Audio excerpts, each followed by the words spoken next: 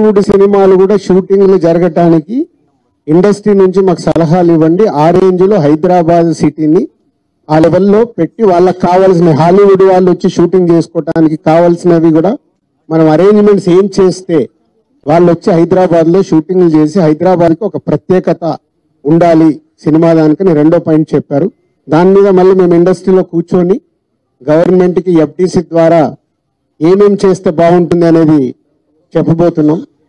So ఆ విషయంలో కూడా ఇండస్ట్రీ గవర్నమెంట్ రెండు హైదరాబాద్ని ఒక ఇంటర్నేషనల్ హబ్గా సినిమా ఇండస్ట్రీకి ఒక ఇంటర్నేషనల్ హబ్గా క్రియేట్ చేయడానికి అడుగులు వేస్తాం.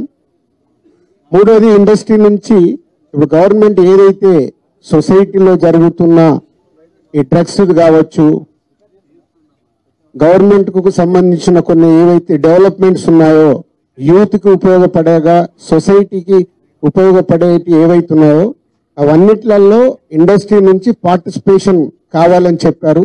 తప్పకుండా ఓల్ ఇండస్ట్రీ యాక్సెప్ట్ చేశాం. ఎందుకంటే గవర్నమెంట్ చేస్తున్న మంచి పనులకి అలాగే ఈ డ్రగ్స్ విషయంలో కానీ ఈ విషయంలో ఇండస్ట్రీ నుంచి మా హీరోలు డైరెక్టర్లు ఎవరైతే ప్రత్యేకంగా వాళ్ళ ద్వారా చెప్తే సొసైటీకి రీచ్ అవుతుందో ఆ కార్యక్రమం కూడా తీసుకురాబోతున్నాం. సీఎం గారు మెయిన్గా మాకు ఇండస్ట్రీ అండ్ గవర్నమెంట్ కలిసి పనిచేసేలాగా ఒక పాజిటివ్ నోట్, అంటే ఈ మధ్య మనం చూస్తున్నాం కొన్ని అన్ఎక్స్పెక్టెడ్ జరిగిన ఇన్సిడెంట్ల వల్ల ఇండస్ట్రీకి గవర్నమెంట్కి చాలా గ్యాప్ ఉంది అనేది ఒక అపోహ క్రియేట్ అవుతుంది. సో ఎఫ్డీసీ చైర్మన్గా నేను ఛార్జ్ తీసుకొని 1 వీక్ అయింది. నేను యూఎస్ వెళ్ళి వచ్చిన తర్వాత ఇమీడియట్లీ సీఎం గారిని కలవడం, ఇమీడియట్లీ సీఎం గారు కూడా ఇండస్ట్రీతో మీటింగ్కి నాకు అపాయింట్మెంట్ ఇవ్వడం. సో ఈ మీటింగ్కి మెయిన్గా హైలైట్ పాయింట్. సో సీఎం గారు మా అందరికీ ఇండస్ట్రీ నుంచి ఏమేమి కావాలి ఇండస్ట్రీకి కూడా అన్ని ఛాంబర్ ద్వారా, Telangana chamber and Telugu film chamber ద్వారా వారికి విన్నవించడం జరిగింది.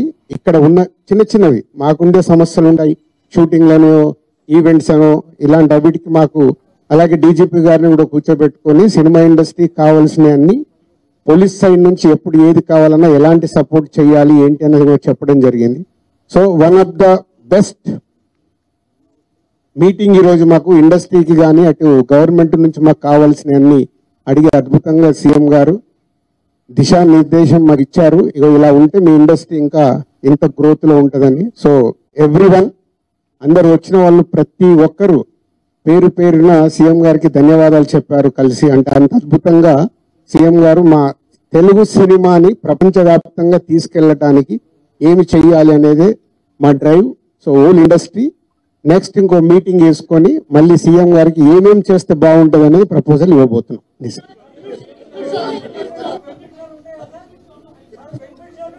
ఇప్పుడు ఇంకా టికెట్ రేట్లు బెనిఫిట్ షోల వరకు టాపిక్ కాదమ్మా, ముందు ఇండస్ట్రీ గ్రోత్ అది చిన్న పార్ట్. అది బెనిఫిట్ షోలు టికెట్ రేట్లు అనేది చిన్న పార్ట్, దానికి ఇంపార్టెన్స్ కాదు. గవర్నమెంట్ పెద్దది, నేషనల్ వైడ్ గా ఇంటర్నేషనల్ వైడ్ గా తెలుగు సినిమాని ఎలా తీసుకెళ్దామనే బిగ్ విజన్, అదే ఎజెండా. సినిమాలు సెకండరీ, సంవత్సరంలో 200 సినిమాలు వస్తాయి, అది ఇంపార్టెంట్ కాదు.